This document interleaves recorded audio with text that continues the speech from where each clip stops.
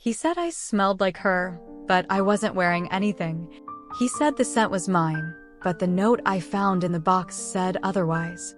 He didn't just remember her. He tried to rebuild her, through me.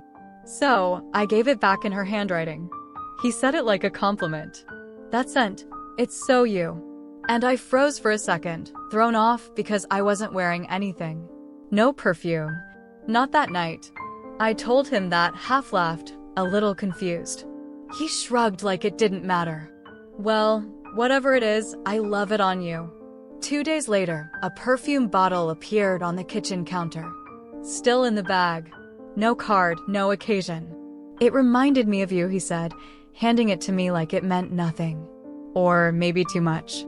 So, I wore it. At first, I thought it was something sweet. Something quiet. A private kind of affection. I liked how he leaned in closer when I passed by. How his voice softened when he told me I smelled like home. I convinced myself that it meant something. That I meant something. That maybe this was becoming what he'd always hoped for. But he wasn't seeing me. Weeks passed. I was searching his desk for envelopes when I found the perfume box again. The same one he gave me. But now it wasn't empty. Nestled inside was a folded note. The edges worn, the paper faintly scented, and the handwriting delicate, familiar to him, but not to me, wasn't mine. I hesitated. I really did. But the first line pulled me in. Thank you for picking this for me. It's you through and through. Not me. Her. There was a date from over a year ago. A few light jokes. A mention of a weekend away. And at the bottom, a signature I didn't recognize. Followed by a small, hand-drawn flower.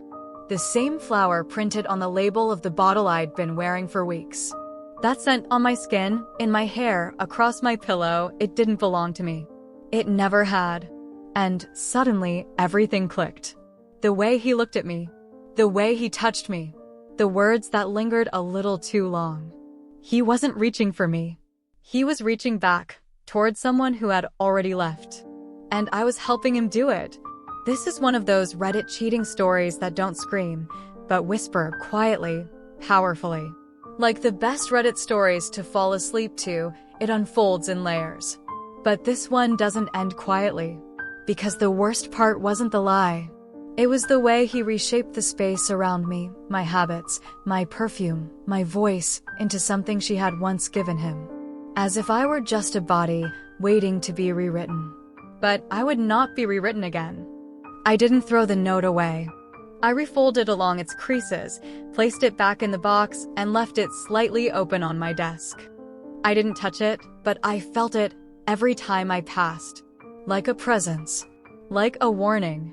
It wasn't just paper. It was a map of something I hadn't seen before. You smell like home. But it wasn't my home he was remembering. It was hers. I expected rage.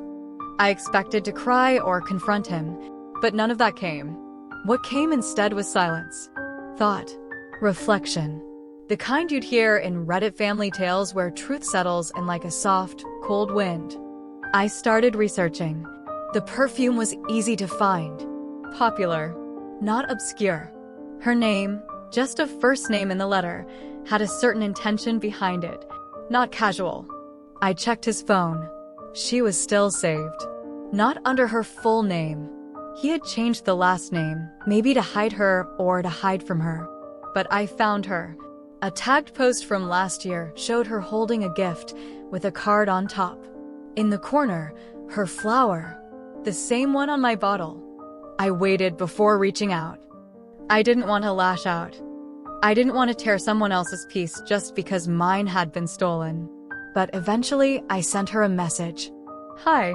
You don't know me, but I think we've both worn the same scent and meant something very different by it. Would you be open to helping me return something that was never mine to keep? She responded within hours. I understand. Tell me where to meet you. That's when I knew. This wasn't the first time he'd shaped someone into someone else. We met at a neutral cafe. Clean. Unsentimental. Like pages from an old Reddit thread where strangers meet to uncover something lost. She was already seated by the window. The box sat in front of her. No bag, no disguise, just the truth.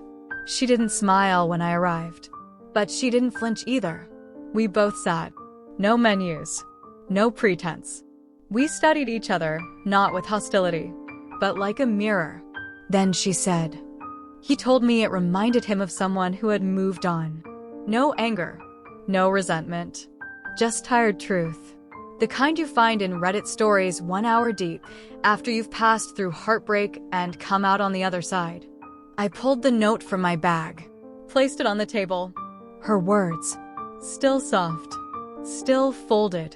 She read it in full, then looked up. No questions, just quiet certainty.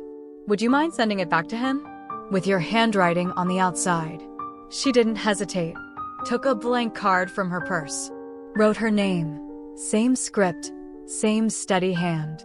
She placed it in the box, retied the ribbon like she was sealing something final. We stood at the same time. No contact info, no small talk, just a quiet parting, like something finishing itself. By the time he got home from work, it was waiting for him. Boxed, ribboned, silent. And I wasn't there. There was no note from me, no return label, just the truth, wrapped in the same perfume he gave me, now handed back without a word. This wasn't mine to keep. The name on the card wasn't mine. The scent he called home no longer welcomed him. I didn't need to watch him open it. I could imagine the moment. His fingers pausing at the ribbon. That flicker of doubt. That hope it might be something else. But it wasn't. And it never would be again. This is why I love Reddit. Because somewhere out there, a stranger has lived a version of this moment. And they've written it out, quietly, anonymously. Just like me. In that moment, he understood. That I knew. That she knew. And we weren't playing his game anymore. He couldn't rewrite us. Not this time. So now, whenever he catches that scent again, it won't bring comfort. It won't bring love. It'll bring silence. The kind that speaks louder than anything he could say. He built the illusion. I returned it unopened. And now he'll never forget it.